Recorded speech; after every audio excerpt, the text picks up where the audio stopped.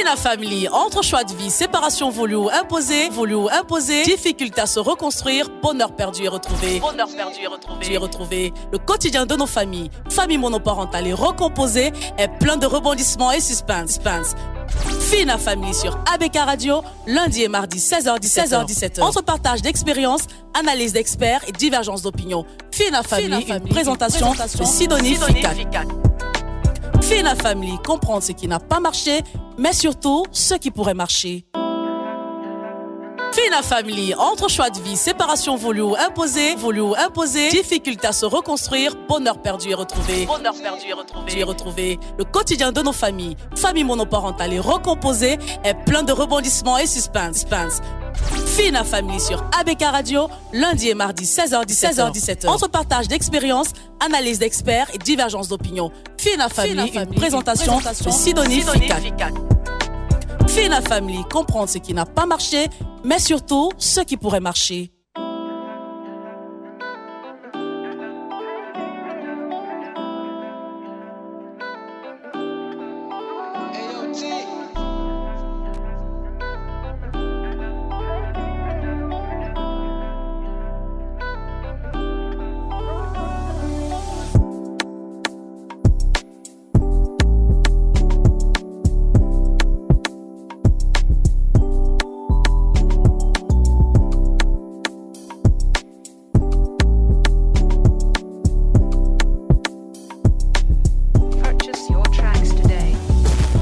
Les relations amoureuses sont belles, passionnantes et pleines de leçons. Être en couple avec quelqu'un aujourd'hui, c'est s'assurer de partager les bons comme les mauvais moments, s'épauler, s'aider à aller de l'avant quand cela est nécessaire. Un partenaire de vie est donc un lot qu'il faut prendre au complet.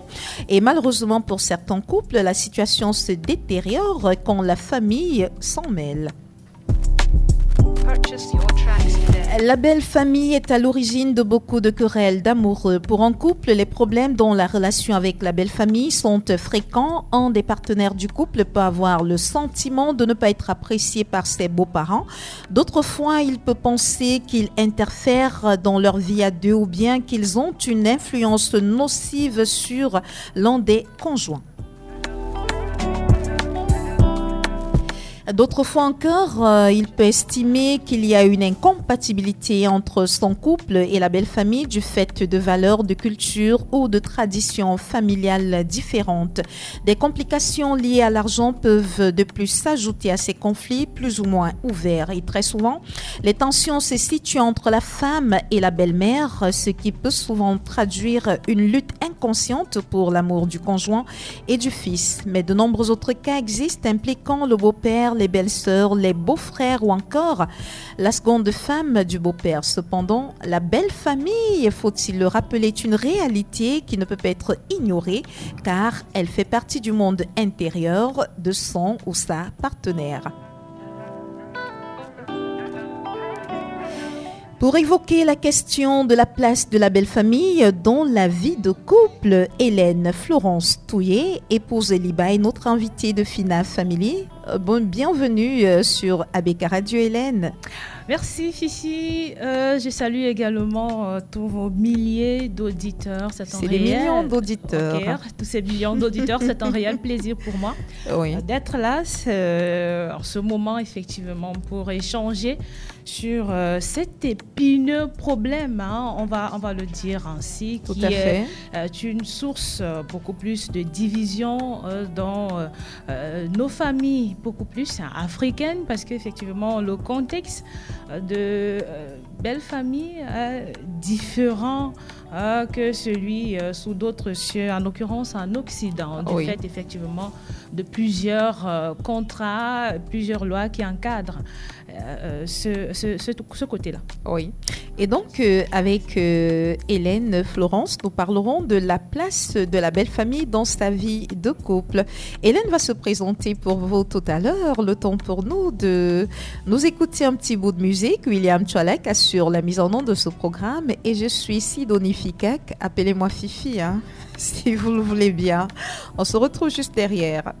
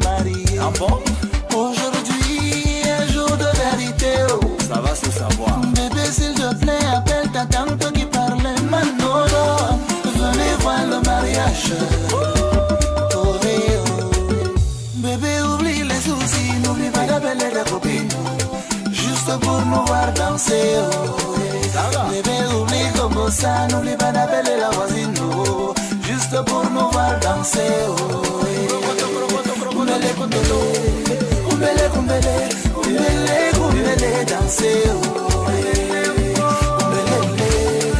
kumbele, kumbele, kumbele, danser, oh, tu es ma beauté, mon chocolat, mon diamant, ma Ferrari, ma Bugatti, ma Lamborghini, tu es celle que j'aime, tu es tout pour moi.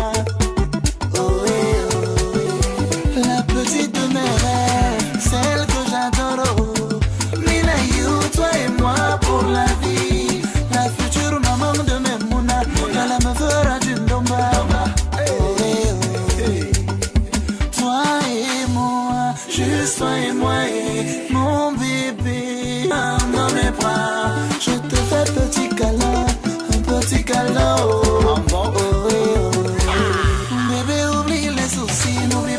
Des camarades, juste pour nous voir danser, oh, bébé oublie comme ça, n'oublie pas d'appeler la voisine, elle vient nous voir danser, oh,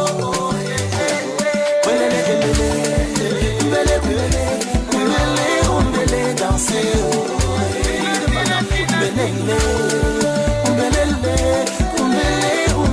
danser, on y va. Bébé, nous sommes unis pour le meilleur et le pire. Bébé, je te promets juste le meilleur.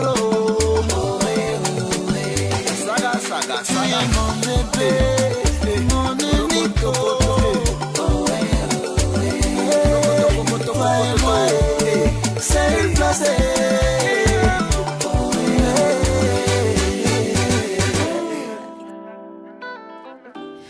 Merci donc William Tchoualak pour cette très belle mélodie de mise en condition. On retrouve donc Hélène Florence Touillet, épouse Liba, avec qui nous abordons une question essentielle à la stabilité de la famille, la place de la belle famille dans sa vie de couple. Avant d'y arriver, Hélène Florence Touillet, épouse Liba et coach de vie. En plus d'être coach de vie, elle arbore plusieurs autres casquettes que je la laisse le soin de vous présenter. Exactement, merci Fifi. Alors, Hélène Florence Touillet, épouse Liba, est une communicatrice de formation. Elle est journaliste, animatrice. Elle est promotrice d'associations, promotrice événementielle, entre autres casquettes. Pour le moment, je préfère qu'on s'arrête là. Le chemin est encore très long. Il y a d'autres casquettes que vous souhaitez ajouter à toutes celles qui existent déjà. Et là, c'est très bien parce qu'il faut le dire, ce qu'elle n'a pas dit, c'est qu'elle est très belle. Oh là, merci. C'est une très belle femme. Et donc, Hélène Florence Touillet est coach de vie. On entend parler de coach en développement personnel, coach de vie. C'est quoi la différence entre toute cette terminologie ? Alors, il faut dire que la particularité d'un coach de vie, c'est que c'est une personne qui a des petites astuces, des secrets qu'il communique à ses coachés, entendez par coacher des personnes qu'il encadre, oui. Ceci pour leur faciliter la vie en société. Donc, un coach de vie n'est nullement un donneur de leçons, encore moins quelqu'un qui aurait des solutions miracles pour pouvoir décanter certaines situations. C'est juste quelqu'un qui, de par l'expérience, apporte un plus, une plus-value aux personnes qui rencontrent des difficultés ou encore des problèmes dans la société. Ceci dans plusieurs domaines, Fifi. Oui. On peut citer entre autres le self-leadership, le leadership global, le leadership entrepreneurial, le leadership associatif, le leadership sociétal, la relation d'aide, entre autres. Ah oui. Et donc, vous êtes là dans le cadre de Fina Family, comme vous êtes là comme coach de vie. Exactement. Et avant de parler de la belle famille, parce que c'est le sujet essentiel qui nous intéresse ce jour, il est important de parler de mariage, parce que c'est parce qu'il y a mariage qu'il y a forcément l'existence de la belle famille. Oui. C'est quoi, selon toi, Florence, on va se tutoyer, hein, bien sûr. C'est quoi, selon toi, le mariage ? Alors, je vais donner une définition peut-être assez simpliste du mariage, selon moi, comme j'ai l'habitude effectivement de dire à mes côtiers.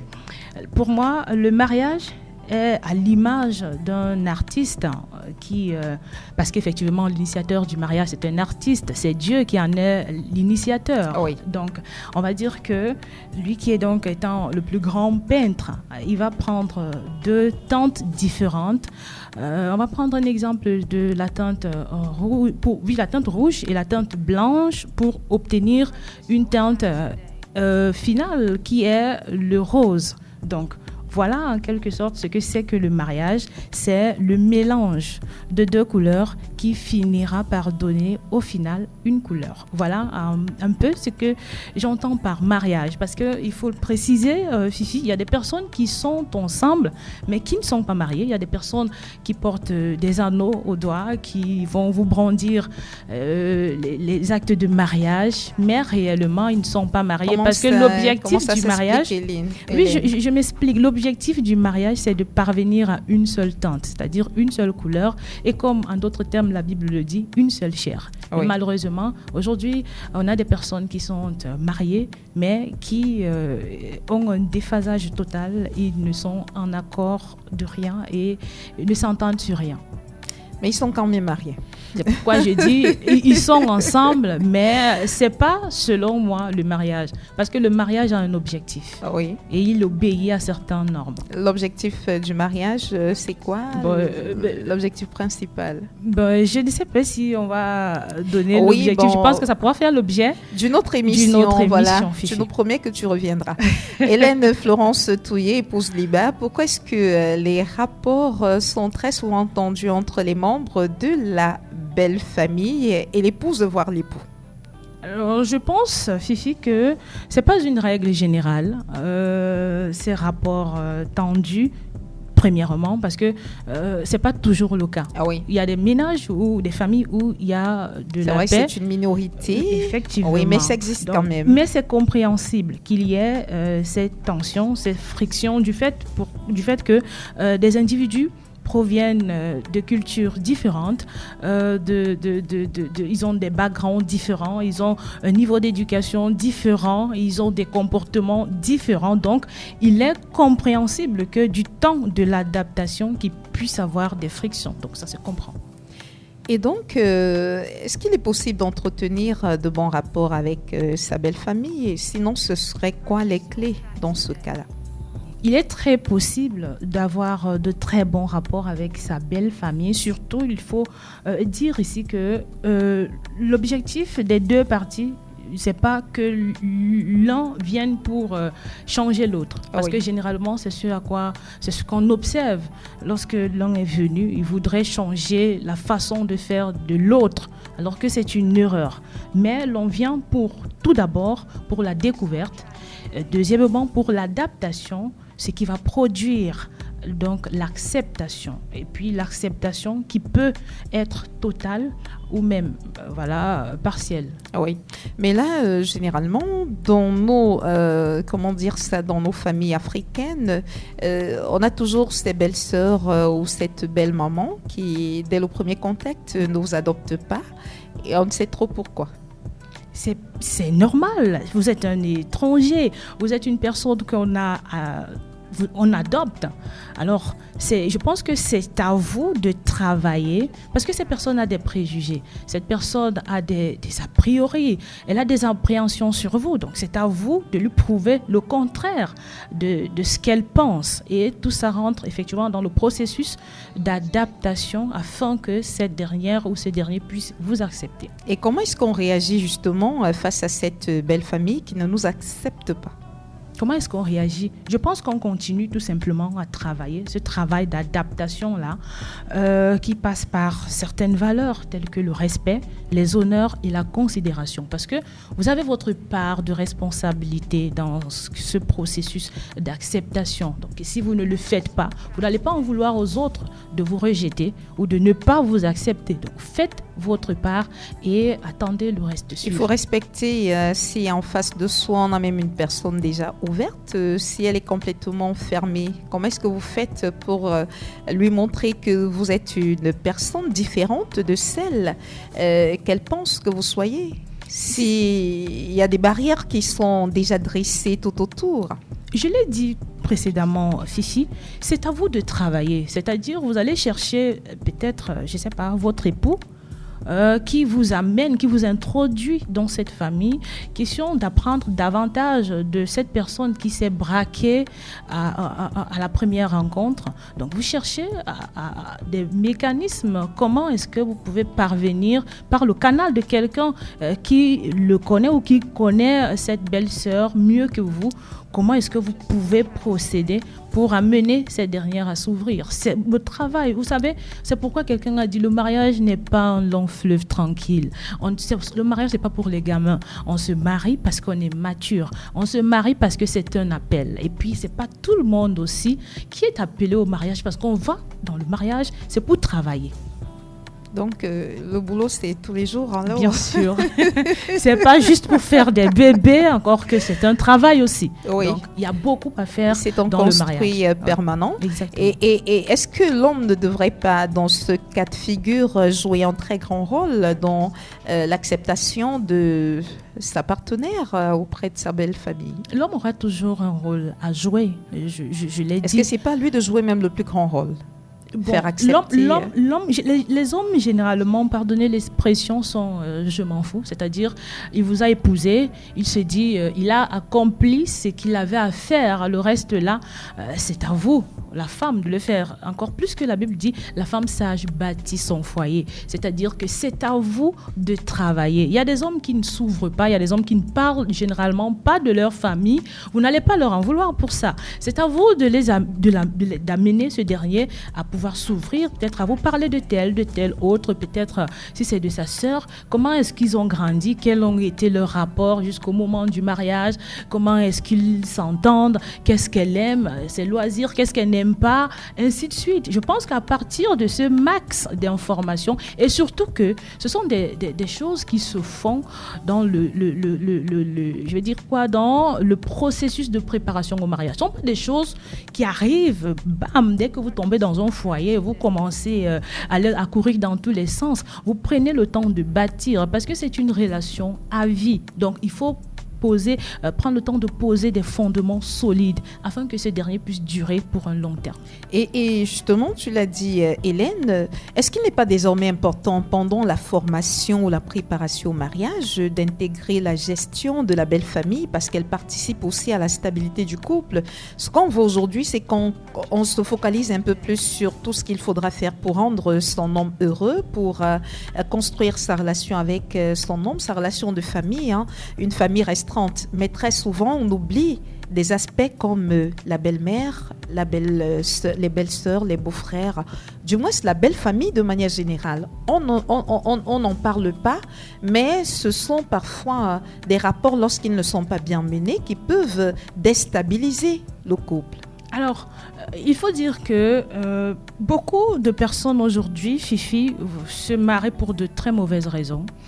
Des raisons pour peut-être purement professionnelles, pour des raisons, je ne sais pas, de suivisme. Oui. Peut-être ma copine s'est mariée, il faudrait que, ou alors parce que l'âge est en train de passer, oui. Il faudrait rattraper. On ne se marie pas parce que l'âge avance. Parce que la société a plus tendance à donner à valoriser la femme qui est mariée plutôt que celle qui est célibataire. C'est pourquoi j'ai dit c'est une erreur. Celle qui est mariée, celle qui n'est pas mariée n'est en rien moindre femme que celle qui l'est. Ce sont toutes deux des femmes. Et il faudrait que chacune des deux parties puisse intégrer cela. Je crois que c'est aussi un travail beaucoup plus qui revient aussi à la femme. Parce que la femme, elle a à faire. Elle a son mot à dire. C'est à elle de faire comprendre qu'on peut ne pas être mariée, mais être épanouie, être une femme équilibrée. Aujourd'hui, les femmes vont donner tellement de valeur, je ne dis pas que le mariage n'a pas de valeur, oui. Tellement de valeur au mariage que le mariage a tout prix et à tous les prix. C'est pourquoi on a beaucoup de divorces aussi, parce oui. Qu'on se marie pour de mauvaises raisons et finalement, le mariage ne fait pas long feu. Donc, c'est une erreur. Alors, en ce qui concerne des centres, chez moi, par exemple, chez nous, au centre AFPE, nous intégrons effectivement dans les formations la gestion de la belle famille.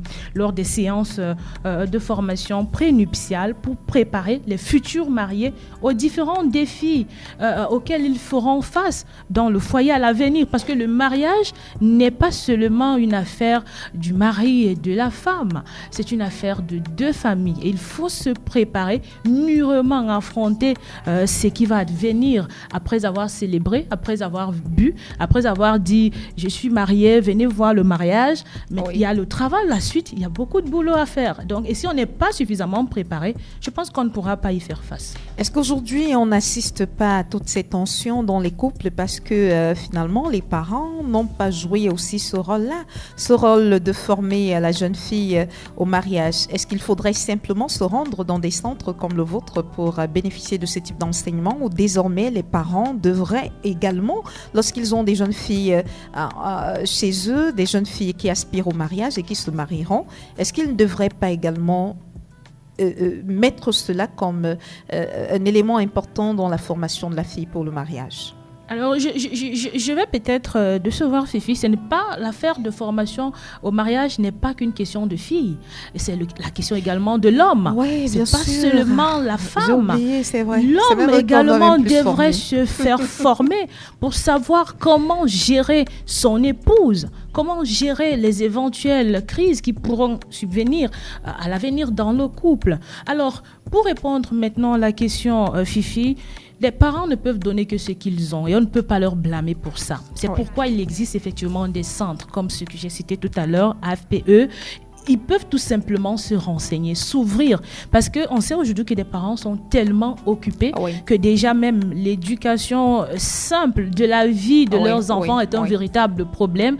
On observe beaucoup de dépravation aujourd'hui parce que les parents ont confié l'éducation de leurs enfants aux enseignants. Eux-mêmes, ils ont démissionné. On comprend. C'est pourquoi il y a des centres pour effectivement orienter des jeunes femmes, des jeunes hommes qui aspirent au mariage à se faire former afin d'être ces maris et ces épouses modèles dont la société a besoin. C'est à partir de quel âge qu'on se forme au mariage? Dès la toute petite enfance ou alors dès l'adolescence ou lorsqu'on est prêt pour se marier? Je pense que dès qu'on commence à sentir qu'on est prêt, qu'on a un appel, parce qu'il faut dire que c'est un appel, je le réitère encore. Dès qu'on commence à sentir l'appel du Seigneur, c'est quoi? C'est quoi l'appel? Parce qu'on ne tombe pas du ciel pour dire ok, peut-être parce que j'en ai marre de dormir seule toutes les nuits, il me faudrait quelqu'un. C'est pourquoi je parlais de mauvaises raisons tout à l'heure. C'est pourquoi, lorsque vous sentez, parce qu'on ne se marie pas pour prendre, on se marie pour donner. Donner, oui.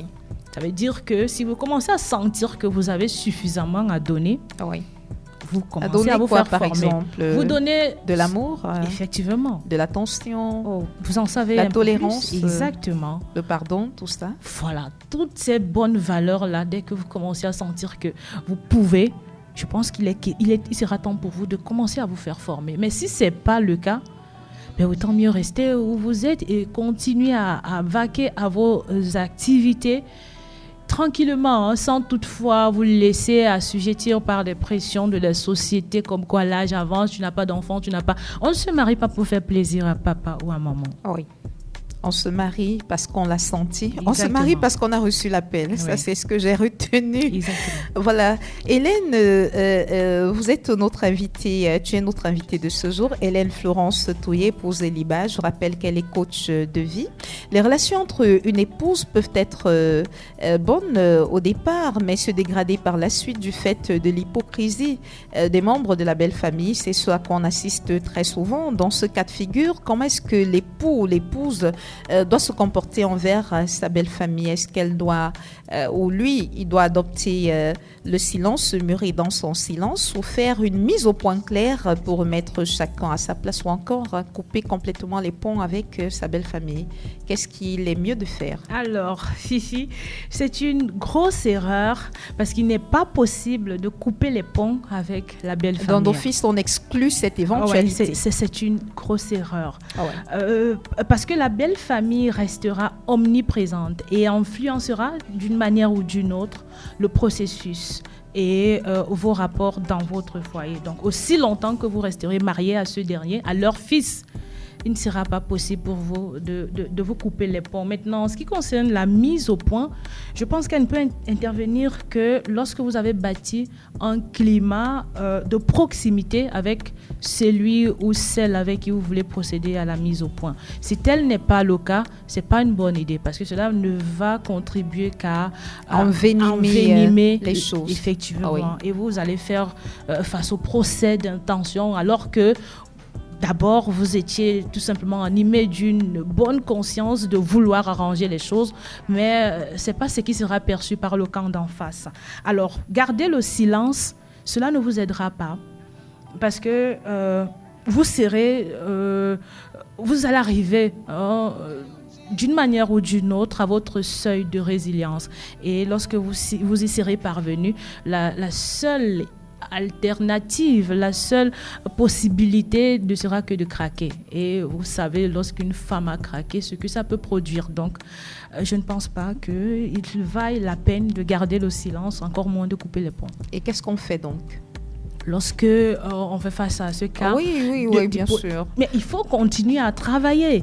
On a dit tout à l'heure... Il faudrait que ce soit toujours les femmes ou les hommes qui sont en train de travailler. Pourquoi est-ce que les membres même de la belle famille ne peuvent pas également prendre des dispositions pour ne pas mettre mal à l'aise soit leur beau ou leur belle-sœur? Pourquoi est-ce qu'à leur niveau aussi, ils ne pourraient pas faire des efforts? Il faudrait toujours que ce soit la femme qui soit en train de faire elle doit faire des efforts pour aimer son mari, pour prendre soin de lui, pour supporter les caprices de la belle famille. Mais c'est pas trop lui demander finalement, s'occuper des enfants et tout ce que ça comporte. Laissez-moi rire un tout petit peu. Je l'ai dit tout à l'heure, le mariage n'est pas une affaire d'enfants. Encore moins une affaire de céder, parce qu'on voudrait céder aux pressions. C'est du travail, c'est du boulot, du début jusqu'à la fin. C'est vrai qu'on va penser que c'est trop demander à la femme de devoir toujours travailler, de devoir faire... Je vais vous dire, ils étaient assis tranquilles. C'est vous qui êtes venus leur présenter. Tu sais, tonton, tata, maman, papa. Fils. Voilà, c'est leur fils qui Jean-Pierre. Vient... J'espère qu'il n'y a pas un Jean-Pierre. Le technicien ne s'appelle pas Jean-Pierre. Il s'appelle William. J'aime William, par exemple. Voilà, j'aime William. Et maintenant, on vous dit, qu'est-ce qu'il faut pour qu'on se mette ensemble? On vous donne des modalités que vous vous empressez de remplir pour vivre définitivement avec l'élu de votre cœur. Maintenant, pourquoi vous voulez que ceux à qui vous êtes venus présenter une tierce personne, un étranger, je vais le dire ainsi, vous voulez que ces personnes fassent des efforts pour l'accepter? Je ne pense pas. C'est à vous d'y travailler. Parce que c'est vous qui êtes venus avec le projet. C'est bien noté, Hélène Florence Touillet, épouse Libar. On marque une petite pause et on se retrouve juste après. Avec les nouvelles offres Internet de MTN, profite de forfaits généreux et adaptés à tes besoins pour surfer quand tu veux. Tape étoile 157 dièse et surfe à volonté. Alors, on fait quoi aujourd'hui? ABK Radio. Fina Family, entre choix de vie, séparation voulue ou imposée, difficulté à se reconstruire, bonheur perdu et retrouvé. Le quotidien de nos familles, famille monoparentale et recomposée, est plein de rebondissements et suspense. Fina Family sur ABK Radio, lundi et mardi 16h-17h. Entre partage d'expériences, analyse d'experts et divergence d'opinions. Fina Family, une présentation de Sidonie Ficat.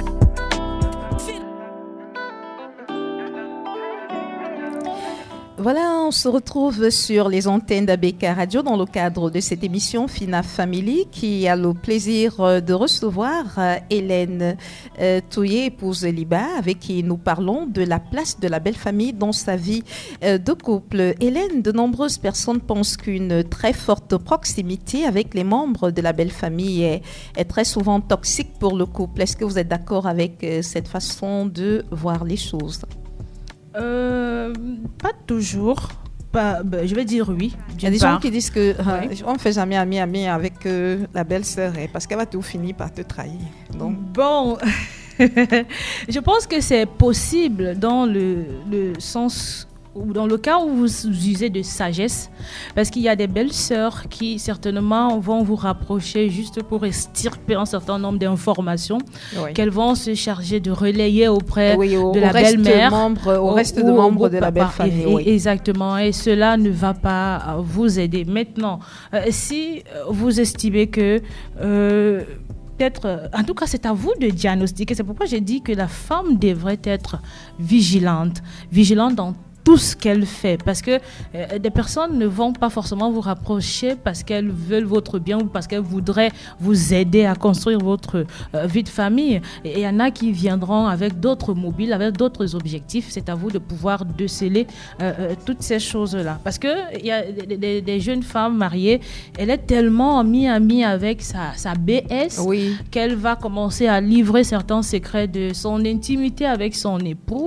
Et peut-être cette dernière n'étant pas mariée, ne va pas apprécier et peut-être va commencer à dire à son frère, attends, cette femme, du moins en journée, vous êtes amis, mais le soir, c'est lors de la réunion familiale, c'est elle qui va siffler à son frère, tiens, tu sais, la femme, si je t'avais toujours dit que c'est pas une bonne femme pour toi, voilà, parce que ce sont des secrets, ce sont des choses que toi, tu es venu pensant que c'est une amie.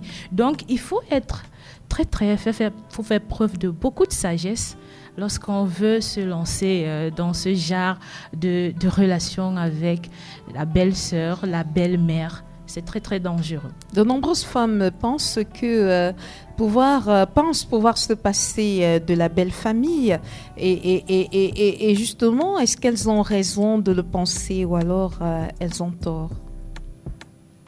On peut faire sans la belle famille? Donc, c'est pas possible de faire sans la belle famille. Mais il y en a qui vivent aujourd'hui sans la belle famille. C'est une erreur, c'est à tort, parce que certainement, elles n'ont peut-être pas la bonne information. Peut-être parce qu'elles ont été traumatisées également, ils ont pris du recul. Peu importe le niveau de traumatisme, rappelez-vous toujours que vous venez de quelque part et c'est une famille autre qui vous adopte. C'est une autre famille. Vous avez une famille par alliance. C'est ton mari qui t'intéresse un peu plus. Non, c'est ta nouvelle famille. C'est-à-dire que, je le réitère encore, c'est à toi de travailler pour même si elle ne veut pas de toi, c'est toujours ta nouvelle famille. C'est à toi de bosser. Tu vas faire ta part. Parce que la plus grosse responsabilité incombe à la femme. Parce qu'on va te chercher, je ne sais pas trop, de Poutkak ou de Ngelemenduka. Là-bas, on vient on va dire, voilà, notre nouvelle femme Fifi et tout. Vous pensez que c'est tout le monde qui devra être fier de vous? Peut-être cette famille a des appréhensions. À défaut d'être fier, on ne devrait pas te combattre tout de même. Non, mais peut-être, vous ne savez pas, peut-être votre ancêtre, je ne sais pas, votre grand-parent avait fait quelque chose au frère de, je ne sais pas, de la tante, de l'oncle, et ça va revenir, ça va refaire surface. On va dire, cette famille, les gens de cette famille ne sont pas de bonnes personnes. Ce sont des personnes qui mangent, je sais pas, la viande de chien. Je n'ai d'ailleurs rien contre les personnes qui mangent de la viande de chien. Mais peut-être pour une autre culture, ça serait une abomination. Et on va se retrouver à vous haïr sans raison. Donc c'est à vous de travailler et de faire comprendre, de déconstruire, voilà, cette mentalité que ces personnes-là que vous avez trouvées cette mentalité alors qu'elles ont à votre endroit ou alors par rapport à votre famille d'origine. Donc c'est à vous de travailler. Je crois que ça fait tout le monde dès lors, bien sûr, parce que c'est ça le mariage. Mais avec le mariage, les n'est pas vicissitudes de la vie, dans avec un tout. hôtel 6, 5, 7 étoiles et puis brandir sur les réseaux sociaux que enfin parler encore. Le mariage, c'est pas ça, le parler encore. Parce que celles qui vous disent, qui vous brandissent sur les réseaux sociaux, parler encore, elles ne reviennent plus par après lorsque ça commence à chauffer. Vous dire que tenez, voilà les réalités auxquelles nous faisons face. Si on nous avait dit, certainement nous ne serons pas engagés, mais déjà nous sommes dos au mur. Et certaines, peut-être vous ne serez au courant que lorsque la séparation est là, on va dire, tel avait divorcé de tel, finalement. Donc le mariage n'est pas allé loin. Alors qu'on vous a brandi un mariage somptueux, et puis voilà, vous aviez rêvé. Vous comprenez un peu? Donc c'est du travail. Le mariage, c'est pour des matures. Et comment est-ce que Hélène réussit? Parce qu'Hélène est mariée aujourd'hui. Bon, c'est vrai que c'était pas prévu, mais j'aimerais bien comprendre comment est-ce que Hélène réussit à gérer sa belle famille. Alors, Pour la petite histoire, j'ai ma petite expérience de 10 ans. 10 ans de mariage, faut applaudir. Hein. Parce qu'aujourd'hui, là, c'est pas du tout évident, vu que comment elle est jeune, parce qu'elle est très jeune, Hélène. Donc, entendre qu'elle a fait 10 ans de mariage. Bravo, félicitations, Merci. Hélène. Merci, ça fait, c'est depuis. C'est Oui. depuis et c'est le fruit aussi de beaucoup de travail. C'est pourquoi je parle tout à l'heure de maturité. Oui, on veut ton secret. Dis-nous comment tu as fait pour tenir pendant 10 ans. Alors, pour tenir pendant 10 ans, tout simplement, j'ai compris qu'on m'avait pris de quelque part et on était venu m'intégrer dans une famille qui, dorénavant, serait ma nouvelle famille et avec laquelle je suis appelée à faire tout le restant de mes jours. Tout à fait. Et donc, pour cela, j'ai commencé moi aussi à mettre certaines bases. Mais pour dire vrai, je crois que c'est Dieu qui est l'initiateur du mariage devrait être au centre de tout. J'ai souvent conseillé à mes coachés, que c'est une grosse erreur lorsqu'on a des plaintes ou alors on a des petits soucis dans le foyer, de courir toujours en famille pour exposer l'autre et dire voilà, il m'a dans fait, sa famille il ou m'a sa belle dit. famille. Des deux familles. Oui. C'est une Mais on erreur. s'adresse à qui? Parce qu'on a besoin également de s'exprimer, d'extérioriser. Exactement. Oui. Alors moi, ce que je conseille souvent, c'est de trouver une tierce personne. Et cette tierce personne, si c'est possible, déjà il faudrait que ce soit un cas de, je vais dire quoi, extrême. Oui. Où Faut qu'on en parle. déjà à deux, vous n'arrivez pas à le résoudre. Parce que le mariage, d'abord, c'est vous deux. Oui. C'est une convention d'abord entre les deux conjoints, les deux personnes. Donc, il faut toujours chercher à résoudre, à dissiper un malentendu lorsqu'il reste entre vous deux. C'est lorsque c'est tellement grave qu'on peut faire recours à une tierce personne. Et les tierces personnes, il y a des personnes. Donc, je ne vais pas vous dire ici qu'il faut forcément venir auprès d'un coach. Ça dépendra de l'ampleur du problème. Et puis, je pense que peut-être avec le discernement, vous saurez vers qui ou par où vous dirigez pour essayer de trouver des solutions, mais pas toujours courir partout pour aller exposer l'autre, parce que celui ou alors la belle famille sur qui vous partez exposer votre conjoint, sachez que c'est leur fils et en aucun cas ils ne vont rejeter leur enfant. Oui. Et si c'est jamais ils prendront sa défense. Exactement. Si jamais c'est dans votre propre famille, sachez que dans votre propre famille, on ne vous donnera des conseils qu'à la lumière de ce qu'ils ont et du fait de la proximité qu'ils ont avec vous. C'est notre sœur, pourquoi est-ce qu'il bat sur notre sœur? On ne va pas chercher à comprendre que votre sœur a avalé la radio. Vous imaginez une femme qui a avalé un poste de radio? Je dis n'importe quoi. Vous imaginez un peu?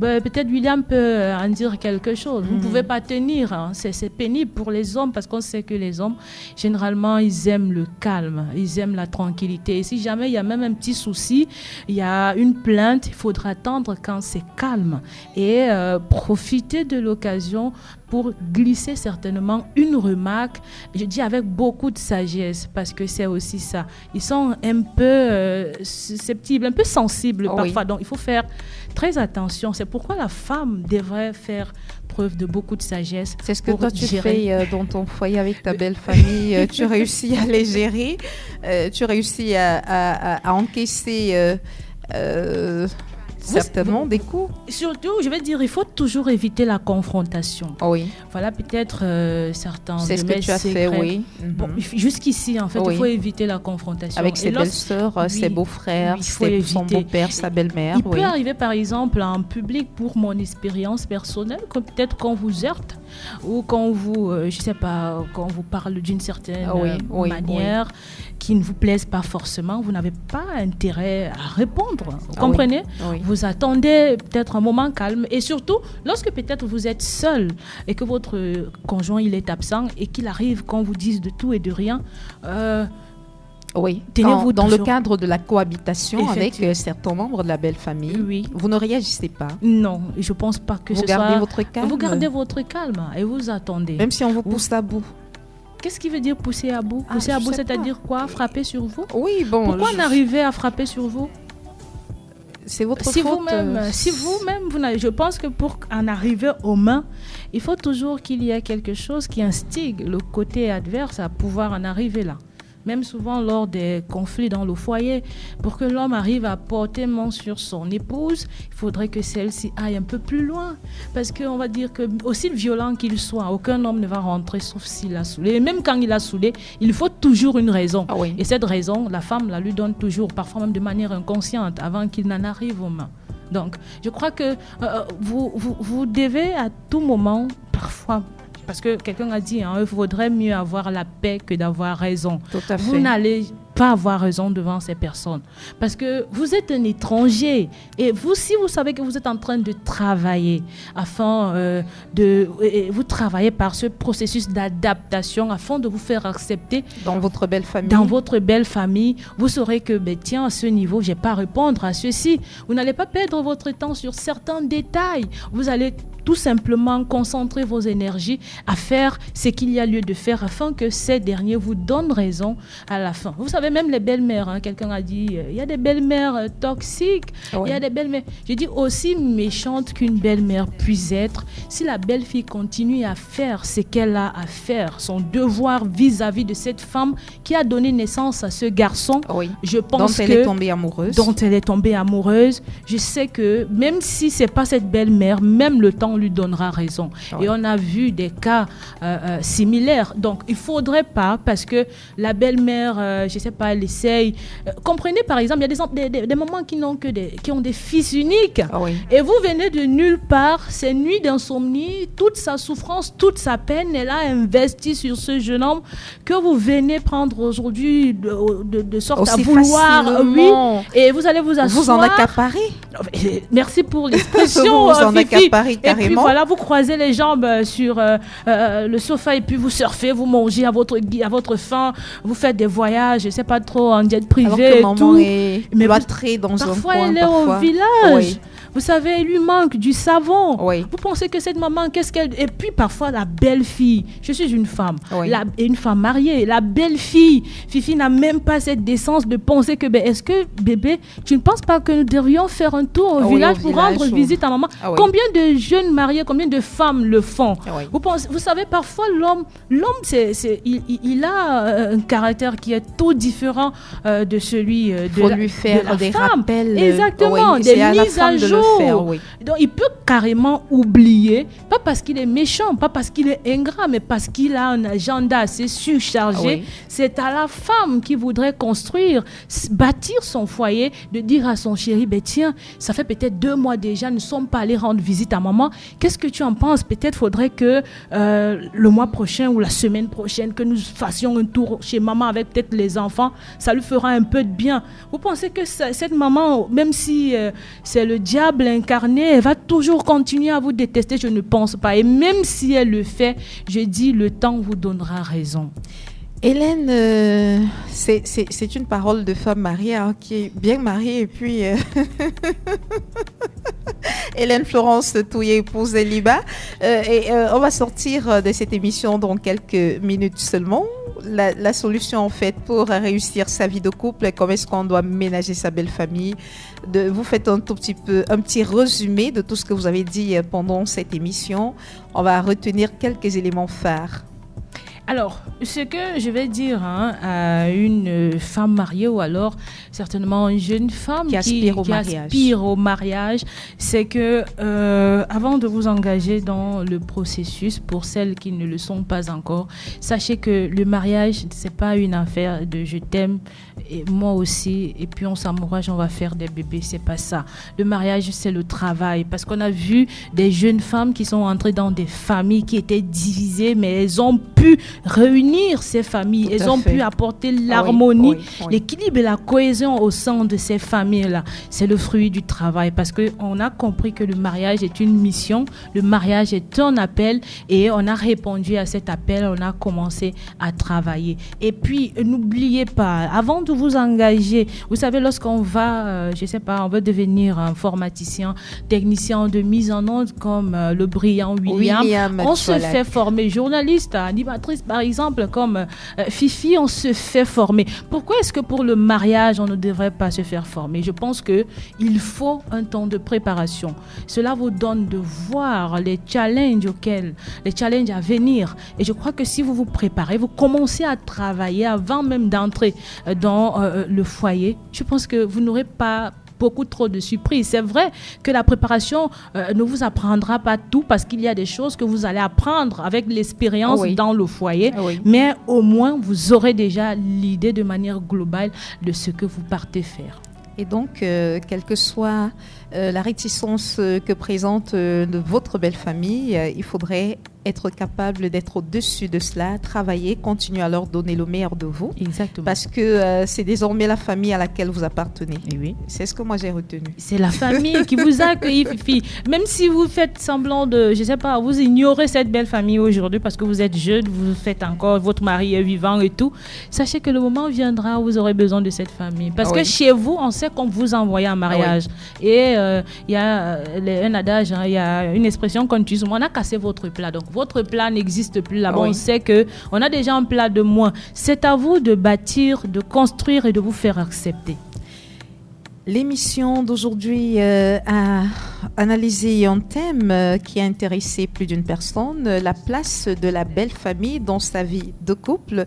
Et pour aborder la question, Hélène Florence Toyer, épouse Eliba, a été notre invitée. Merci Hélène d'être venue. Je vous en prie, c'est moi qui vous dis merci. Si vous permettez, je voulais dire bonsoir je voudrais saluer une fidèle auditrice effectivement de ce programme qui est à l'écoute. Révérend Marie Lidingos.